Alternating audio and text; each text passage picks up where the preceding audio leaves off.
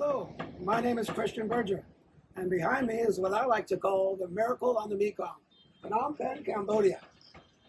When I arrived here in 1999, this skyline you see behind me was not here.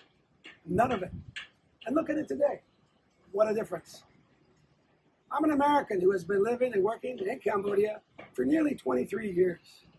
I arrived here in 1999 for a job as a security manager, running the largest security guard company in the country. At that time, not only was Cambodia very poor, but it was also very dangerous. The country was just coming out of a civil war, and many people had guns.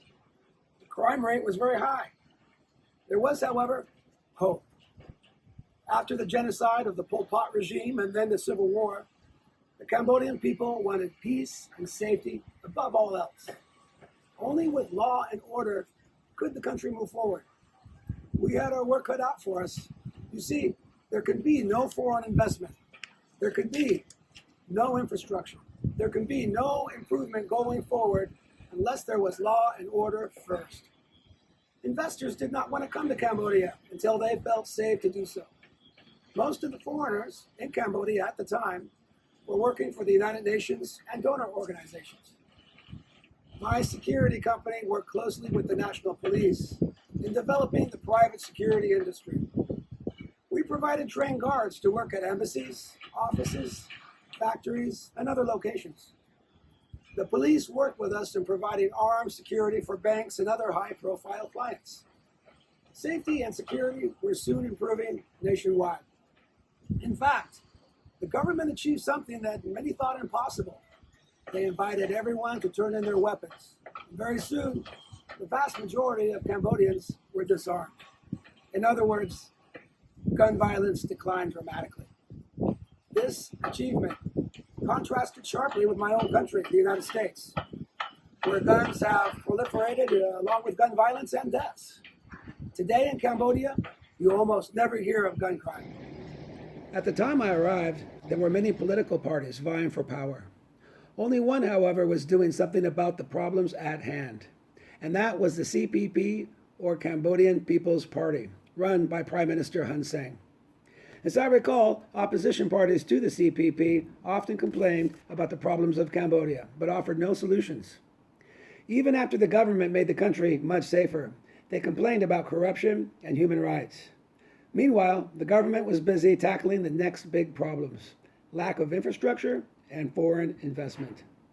When I arrived in Phnom Penh, most of the streets were not paved, and there were many homeless people. Electricity, water, and other services were very basic and oftentimes not reliable. The government had a huge task in front of it: to rebuild the country. The Prime Minister invited foreign investors to rebuild and manage the airports, seaports, the railway, bridges, and highways. Power plants were established and utilities were modernized. Homeless people were found housing, and today, Phnom Penh has fewer homeless people than my hometown of Portland, Oregon. All this was being done while the investment law and tax system was restructured. Cambodia was, and still is today, the freest economy in Southeast Asia. This has caused a wave of both foreign and domestic investment. Before the COVID pandemic, Cambodia had one of the highest economic growth rates in the world. Today, in 2022, after the world recovers from COVID, Cambodia expects its economic growth rate to be 5.5%. For me personally, I have since expanded my business focus to other areas. I have brought American companies here to invest in the security industry as well as other industries such as agricultural equipment and household goods.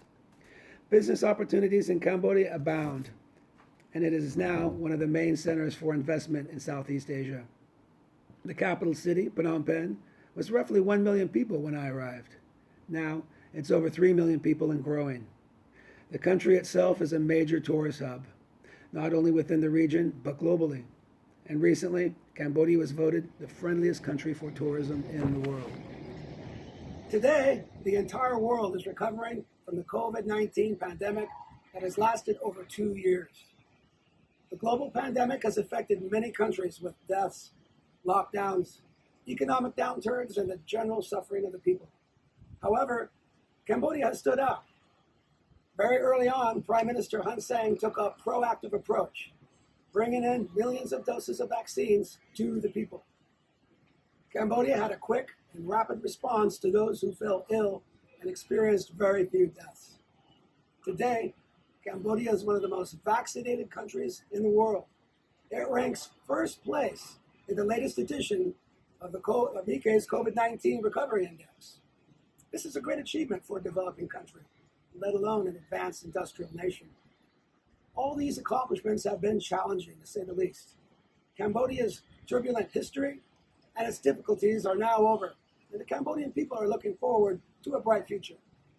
For the first time in Cambodia's history, there is a thriving middle class. Families are now sending their children to private schools, buying a car, making money and paying taxes. It is hard to imagine that any of this would have been possible without the clear vision of Prime Minister Hun Sen. Whether you like him or dislike him, it is he who held this country together, brought peace and prosperity, and created rule of law. I cannot imagine any other political party in the last 2 decades I have been here capable of accomplishing this gigantic achievement. As an American citizen who has been involved in the security industry of Cambodia, I can now say it is a very safe and prosperous country.